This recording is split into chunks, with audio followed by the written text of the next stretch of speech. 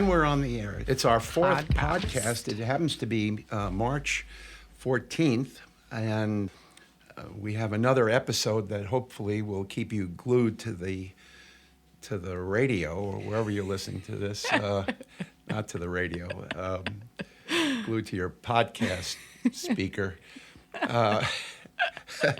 Glued to your... Talking about Jeff's favorite thing, possibly one of your favorite things. Well, today, we're always trying to come up with things that will be compelling and make you want to listen a little bit further, because that's what podcasts are supposed to do.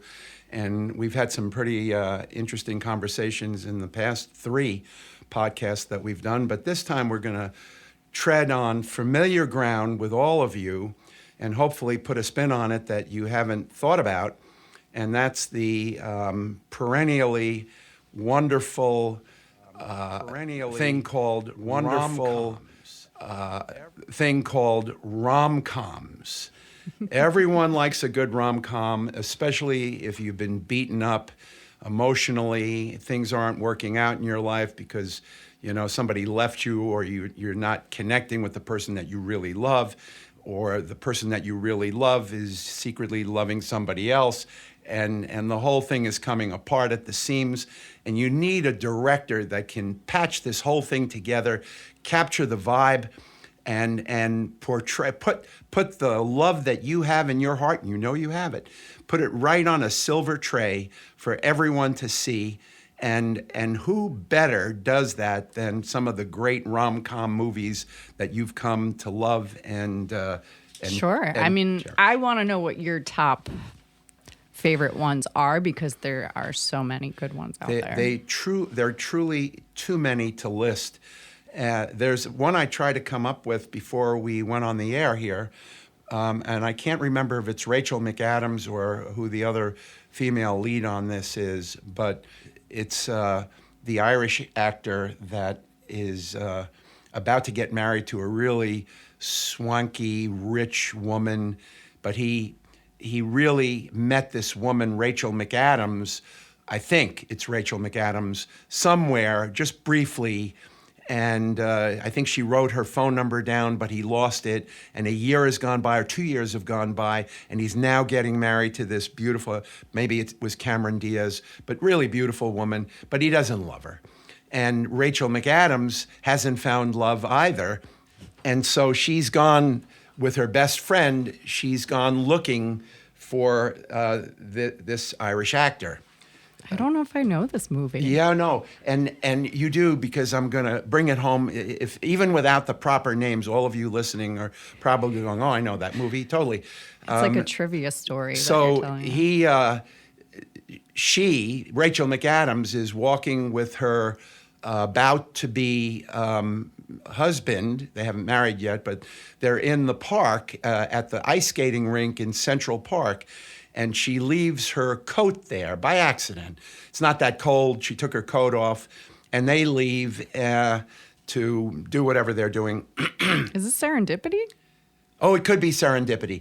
And then John Cusack? John Cusack. And Kate Beckinsale. And Kate, thank you. It's not, okay, folks, it is. I would also watch the movie with the fancy Irish guy and Rachel McAdams. Well, there's always an Irish guy. I don't think there's an Irish guy in, I guess John Cusack. John comes Cusack from is Irish heritage. Oh, Irish heritage. I know that because when I was in Ireland, we hired a driver, John Daly. And John Daly was telling us, because he's a really top-notch, he drives around in his own car. It's not like a tour company. This is a single guy that's written 3 or 4 books on Ireland. And he told me that he had the Cusack family there. Not in a car, he also has a van, because it would be too much for the whole family to get into a car. But he had the whole Cusack family. And even though they're Irish, they love the fact that he took them to these obscure places that had historical significance during the famine, when all the Irish were pulled away from the Midlands and thrown to the coastline. But anyway, let me not digress. Okay. So he is a fancy Irish guy. I'll give you that. Cusack is one of the great actors of all time, and he knows he loves Kate Beckinsale. I love Kate Beckinsale. Who doesn't love Kate Beckinsale, for God's sakes? And so he's missed her, all the places he thinks she's going to be. She just left 5 minutes before he gets there, and he misses her. So he goes to Central Park, and he goes to the ice skating rink, and he sits at this bench, and he finds the jacket that Kate Beckinsale left. And he walks out into the middle of the ring where all the ice skaters are ice skating, and he lays down on the ice. Who does that except in a rom-com? And he puts her jacket under his head like a pillow. And again, as in a rom-com, all the skaters disappear and they go home, and he's left on the ice. Nobody asks him to leave or anything because it's weird to be lying on the ice alone. And Kate Beckinsale walks onto the ice. He's still lying down, and out of the corner of his eyes, he sees some motion, and he sits up, and she knows it's him. He knows it's her. He has her coat that he's been lying on, and they come together in this beautiful darkness that surrounds Central Park. Not completely dark, obviously, but this beautiful darkness, and they hug and kiss. And I can think about it right now as I'm telling you about this story because I'm about to cry. I was just gonna say Jeff is crying on us. we're only 6 minutes in. I shouldn't take. But that is one of the best ones, and I'm glad you said it because I forgot about it because there's just been so many good ones over the years that it's hard to keep track sometimes. Serendipity. I that's one of my favorite ones, and I forgot about it. It's just something that now obviously serendipity is a real gem. Mary pulled it right out of the hat. I would not, if I was talking for another 2 hours, I wouldn't have figured out. I love it. It is like a trivia game to me. But you bring up a good point when you say that John Cusack lays on the ice and it's this grand gesture that only happens in rom-coms, running for the plane and everything at the last minute, right before the end. Do you think that people get sick of that? No, because it taps into an authenticity that is missing today. I think in the world that we live in, of being so highly scheduled, always having our iPhone, or always listening to some electronic device, computer screen, whatever we do for a living, whatever we do to calm ourselves down when we go home, the real emotion of two people loving each other in the old-fashioned way of love at first sight, which I can say happened to me when I met my wife years ago. They're real. You never forget that. You just don't forget that stuff. And I think that authenticity, it's kind of like a divining rod. When you come upon it, the rod, you know how it always points down at the water on the ground and you figure out how the hell does that work, but it does. That kind of energy goes right to the heart, and you have to stop and listen. And Mary, I'll give you one other seminal moment where only a rom-com can pull it off, is in Love Actually. That's right, ladies and gentlemen, Love Actually, which goes back to like 2013. They just had their 20th, it's 2013, I think. Yeah, so then it would have been there. So... well, that would have been 10th anniversary. Yeah, I think it's 20 years. Maybe I'm wrong. Maybe it was older than that. 2003. Yeah, that makes more sense. It's 2003 because they just had their 20th anniversary. But in all the segments, there were, I believe, 8 love stories that were intermingled in this one beautiful movie. And everyone has a favorite, of course, Hugh Grant and the woman who loves him, who is a secretary in Parliament. But Colin Firth had a moment with this Portuguese woman, Aurelia, and he was writing a book, and she was a maid, and she didn't speak English, and he didn't speak Portuguese, and everything he tried to say was awkward and stumbling. And he finally, at the end of the movie, when they try to pull it all together and everyone gets together at the airport, and I can't even talk about it because the way they open the movie, tissues. The way they open the movie is that love is actually everywhere, and you see that best at an airport. and they have these little pictures, little vignettes of hundreds of people hugging and kissing. When they see each other, I can't do this. I can't do this. I'm overwrought by this. No, it's okay. It's okay. And I'm going to spin it around on you a little bit, because coming back with Love Actually to the grand gestures idea of rom-coms, there's the part where the guy who's in love with Keira Knightley's character comes to her door with the big cards. And that's one of those grand gesture things that, okay, it's a huge moment in the movie and it's fun, but realistically, it's a little stalkerish and weird. So how do they, I mean, it's got to be a perfect balance, because it comes off great in the movie. You know, you love it at that moment. But then when you actually think about these moments, sometimes it's a little freaky. I don't know if I ever mentioned this in my earlier podcast, but I'm 75. And I want you to know that I lived in a time before they even had the word stalker. So I tell you now, I stalked my wife. Not then, she wasn't my wife, but we met in high school in 11th grade, and I would go to her locker and just be around her locker when she was putting the books between classes and locking up the locker and walking away, and I just happened to be there. And I know I stalked her. But now we're married 54 years, and you would think, wow, this weird guy. It was weird, but it was authentic. It wasn't meant in a creepy way, although it could be interpreted as creepy. Sure, it depends on the circumstances, you know. Yeah, and I think she knew. I think people are sophisticated enough to know whether somebody's being creepy or being authentic, and you have to take it. You have to take life while you can, because the time between birth and the crypt isn't all that long, and you have to take it, all these opportunities when you can, because you're not always going to meet another person who's perfect for you. But to wrap up what I was saying about the rom-com genre and how they portray things in a Hollywoodish way, when Colin Firth went to the restaurant where Aurelia was working, she wasn't expecting him. And he walks in with the whole family, her whole family behind him, because he's from England and he's got a weird accent and he doesn't talk Portuguese. And he then spots her on the balcony. You all know this. You've all seen Love Actually. And he asks her to marry him. Now, the whole restaurant is silent. You do not hear any banging glasses or silverware or anything. It's the perfect way to make a proposal, a marriage proposal, and not be bothered, not be distracted by other sounds. Only in Hollywood could they give Colin Firth the undivided attention that he so well deserved, because he's such a great actor. And what do you know? She said yes. So I will. What did he go? So they're your favorite couple from the movie. They're the favorite couple from the movie.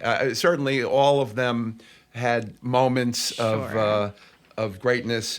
Hugh Grant, Emma Thompson, Liam Neeson, and he finally meets after his wife dies. He meets the German woman. Oh, was it Heidi Klum? Heidi Klum, right? The real Heidi Klum. Yeah, it was. And that was great. And then Alan Rickman, who's the manager of the. Oh, that's kind of a sad one, though. And he's married to Emma Thompson, but he's taken by this beautiful girl in the office who's so much younger than him, and he figures, well, what the heck? I'll give it a shot, and he buys her this expensive gift. That's one of the best moments with Mr. Bean in the department store. Can we just get on with it? Can we get on with it? Oh, no. This is much more than a package. and he dumps in just flowers and scented flowers. And Emma Thompson is walking towards him, and he's so embarrassed because he's going to get caught. But we know the ending to that. Yeah. So, yeah. Do you feel like because apparently rom-coms don't do as well in the box office anymore, really? but they do really well streaming. And there's always new ones streaming that aren't necessarily great. I mean, you have the Hallmark kind of ones and stuff like that. But do you see it as a guilty pleasure? Because I feel like some people think of rom-coms as guilty pleasures and not as an actual movie. It is formulaic, and to that extent, it isn't as riveting as some of the new movies that are out. Certainly, to go to the current day Oppenheimer, has no real love interest, but it is a stunning movie. But we got to go back to your time on this earth is short, and when you find something that resonates with you, that love chord, that really is a gripping thing. So, yeah, I think they might be playing with our emotions with a formulaic script, but I don't care. I just don't care, because I like that. Sometimes you just like need that. to say, wow, this still exists on this earth. Sure. That kind of love, you get swept up in it. And, Sure. and I love them, and I also read books that are like rom-coms, which they call chick lit, which is a little bit offensive, because if men were reading it, it wouldn't be called that, and if men were writing it, then it wouldn't be called that. Well, which kind of brings me back again to that idea about guilty pleasure, because you are maybe a minority in that you love these rom-coms, but I feel like the main audience of rom-coms are usually women, and yes. you know, Yes. maybe queer audiences too. Yes. But I feel like maybe that's why it's seen as a guilty pleasure. Well, I don't know how to respond.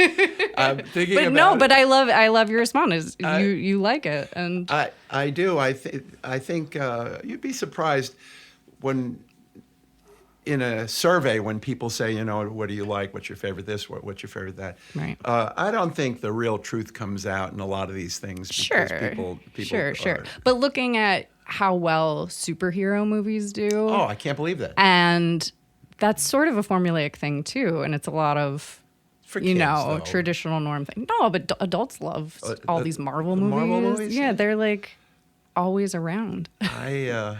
But I don't think people see those as guilty pleasures. Who's the blonde in the Marvel movie that also had a wonderful show on Apple? She was teaching cooking, and Teaching cooking? Oh, Florence Pugh? oh no, it wasn't Florence No. Pugh. It was the other. Is she in it? I don't think she's in the Marvel movies. Oh no, she is. She's Black Widow's. But her husband, Sister. not her husband. It takes place in the 50s, and so women weren't respected for their intelligence, and she was a biologist, and Oh yeah, the one who plays. yeah, she's in the Marvel movies and in this. Yeah, and I can't remember her name. And she's just drop dead beautiful and super smart. And I see her sometimes on the late night shows. Brie Larson. Brie Larson, Okay, right? There is nothing wrong with Brie Larson. Let me say, this is like a great actress, and she took a part that was very hard. She had to be very stiff and didn't want to show any emotion with the colleague that she was working with on these scientific experiments. Oh, she was Captain Marvel. And she was Captain Marvel. Yeah. So she goes across. Now, there's a woman that has range, that can go from Captain Marvel to a woman that was not given the proper recognition for her intelligence back in the 50s. So she went on the show and showed everybody, went on a TV show of her own, showed people how to cook and how chemistry was part of cooking, and took up controversial causes like birth control. And she's just, it was a great run, great show. So sometimes actors, and they're the same ones, there's not that many new ones, these actors can just about dive into anything, whether it's a rom-com or some particular period piece like Oppenheimer, and just make it riveting for everybody. And you come away totally changed, emotionally changed when you watch these shows. And I love it. All right, I don't have much to say about it. I'm not going to go through a whole laundry list of... Well, are those your top two movies? The Love Actually and Well, no, Serendipity? my actual favorite movie is Something's Gotta Give, with our perennial favorite Jack Nicholson Diane Keaton. and Diane Keaton. And Diane Keaton in the movie had a daughter who's also just drop dead beautiful and like 30 years old to Diane Keaton, 60 years old. And Jack Nicholson is this big guy from, New York. He's running like a media company, and he loves to date younger women. So he's dating Diane Keaton's daughter, and they go out to the Hamptons. The house alone is a character in this movie. When you see this house in the Hamptons, you go, wow, I'm just looking at this movie just for the house because it's so cool. So he's trying to have a nice relationship with Diane Keaton's daughter. And Diane Keaton walks in and is so embarrassed because her daughter is having this lovely little fling, and she retreats back to her bedroom and disappears. But it ends up where Jack Nicholson has a heart attack and is being treated at a local hospital there in Southampton by Keanu Reeves, who's the doctor, who loves Diane Keaton. That's why it's a rom-com. It's just completely messed up. The doctor loves Diane Keaton. Keanu is like 40. Diane Keaton is like 60. Jack Nicholson is 70. And the woman whose name I can't think of, who's playing the daughter of Diane Keaton, is 30. And it finally ends up the way it ought to. He falls in love with Diane Keaton. And she's led such a strict life and always wears turtlenecks. And he says, do you ever wear something that isn't choking you? And she says, cut it off. And he takes a pair of scissors. They're in bed, and she's got a turtleneck on. I forgot about that part. And he cuts with the scissors. You know how scary that is? You're taking the scissor and you're cutting up the front of the blouse, and the sweater falls away. The turtleneck falls away. She's in all her glory. He's in all of his glory. And they have sex, and she cries, as is typical. And typical that she cries? typical that people that have a moment of loving, not just recreational sex, but have like deep sex. All sex is sex, but there's a difference between recreational sex and, hey, this is I love you sex, and even guys cry. It's not just girls that have that. But anyway, Diane Keaton played that role so beautifully because he really meant something to her.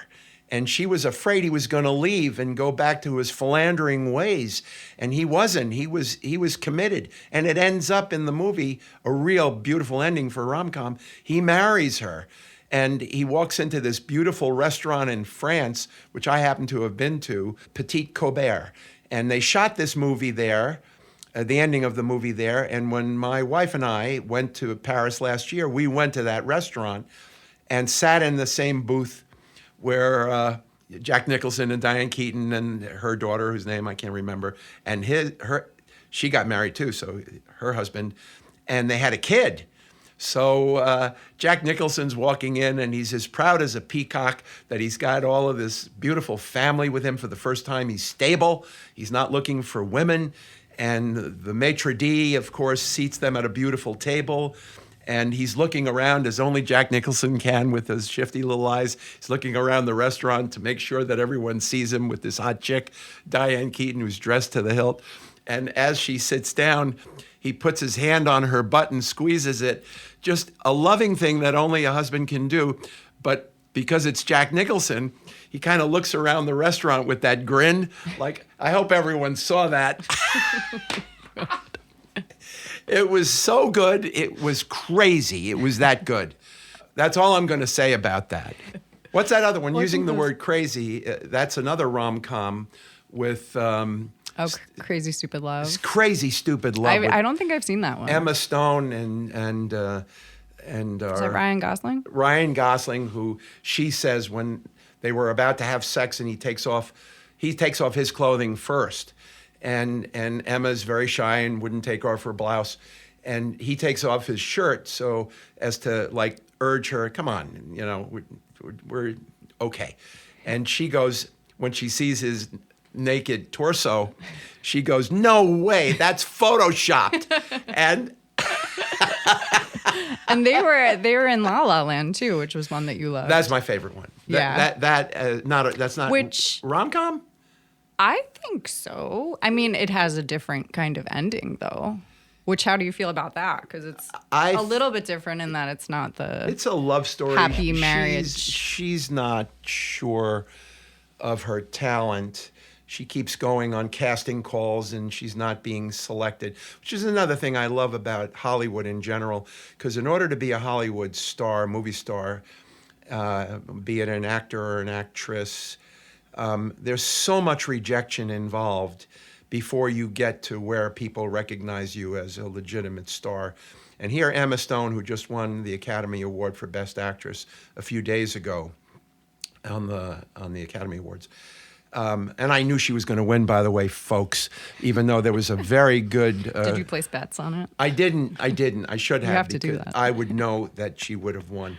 But she's just a sweetheart type of person. But in the movie, she just can't get the part. And Ryan Gosling is so in love with her and gives her all that support, knowing that she can do it. And he is just there for her. He picks her up at 6 o'clock in the morning when she wasn't sure he was going to come, and he's honking the horn at 6 a.m. She runs out and jumps in the car, and they go on the casting call, which was like at 8 a.m. And he is there for her. And then they dance their way through the show at the Griffith Planetarium in Griffith Park in California, which is where my mom used to live. It was quite a movie. Okay. Yeah. Wait, okay. So I never ask you any questions, Mary. Yeah. You know why? Because I'm shy and I don't. It's okay. We're talking. I don't have a lot to say and I don't. Yeah, you don't. I know you don't have a lot to say. So. This is all awkward for me to talk, and so I hold back. But because this is also, rom-coms are streaming, and you mentioned that they do very well on streaming, but as a box office release, they don't do very well. So when you are clicking through the dial there, looking for something on Netflix or on Prime or on Hulu, mm-hmm. is there a type of movie, action movie, love interest movie? No, I definitely lean more towards romantic comedies or, period drama or mystery sort of Do you thing. like any particular, like I love Emma Stone. Oh, sure. And I love Emma Stone from Easy A. I mean, that was a really cute rom-com when she was really young. And I guess I was probably younger then too, because there was kind of a string of younger rom-coms like 13 Going on 30 and 10 Things I Hate About You and kind of the teen rom-coms that I'll sometimes go back to. Interesting. Do you have a favorite actor or actress in any of these rom-coms? I mean, Meg Ryan has to be the favorite, I mean, Julia Roberts too, but yes. I mean, Tom Hanks. I don't know. Sleepless in Seattle could be my favorite. But I feel like if you love that, you love You've Got Mail. So you've got to love both of them. You got to love both of them. Are they both written by the same woman who died? She said so. I think in her obituary, she said she hopes they have bacon in heaven. She said, "I would when I die, I'm going to." Nora Ephron. Sorry. Nora Ephron. I was thinking Nancy Myers. Did she do Something's Gotta Give? I feel like they're the top. The top. They were the top. Nora Ephron. I mean, yes, Nancy Myers did Something's Gotta Give, and Nora for Sleepless in Seattle. And she did The Holiday too, which is also a favorite. Yes. So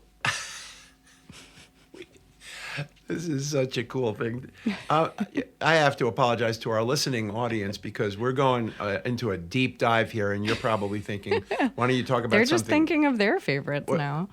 Yeah, well, you should be thinking of your favorites, but if you haven't seen Sleepless in Seattle in the last couple of years, it is worth revisiting that show. Which is also a weird one when you think about it. Like, she just randomly goes after this guy. But yes, because it's Meg Ryan and it's Tom Hanks, and it's okay. It's wonderful. And then, but you know, the seminal scene at the top of the Empire State Building, where the kid leaves his backpack. And the kid is one of the best parts of the movie, too. Best parts. I mean, he makes the whole thing happen. And only Meg could convince the guy who runs the elevator to let her back up after closing hours, and then finding the backpack after Tom and the kid leave, and they come back also to get the backpack, and that's where it happens. That's where Hollywood magic happens. I'm exhausted, quite frankly. I know you've gone through a lot of emotions on this. I don't episode. know why. That's rom com. on this coffee break. I mean, would you call yourself a proud rom com fan? I am unapologetic about my commitment to rom coms, but I also have a guilty pleasure in watching mystery movies that are shot in a foreign language, like The Tunnel in France, or like the woman who I forgot her name now. She's pretty hot. I had her name. There's a lot of those. In those shows. She's 27 years old. She has 3 kids. She's 27. She's a great actress, and she ends up getting blown up. I know, a bomb blows her up, but that's the thing that's a little bit different. Is that the ending? No. But the fact is, in these foreign films, there's just a little bit more edgy than American films in how far they'll go to show a killing, or how far they'll go to show sex. We're a little bit more conservative in the United States than the French are. And I love watching those movies because even with subtitles, there's just cinematically something a little edgier going on that makes it interesting.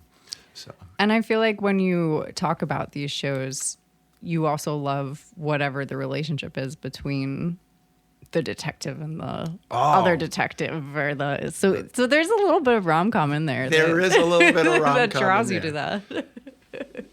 So that I guess we wrap it up today. Right? I guess so. Yeah. We've been talking for a while. You have any joke of the day or anything? Yes, I do. Do you know, before they invented crowbars, crows had a drink alone at home? And that's a wrap. And that's a wrap.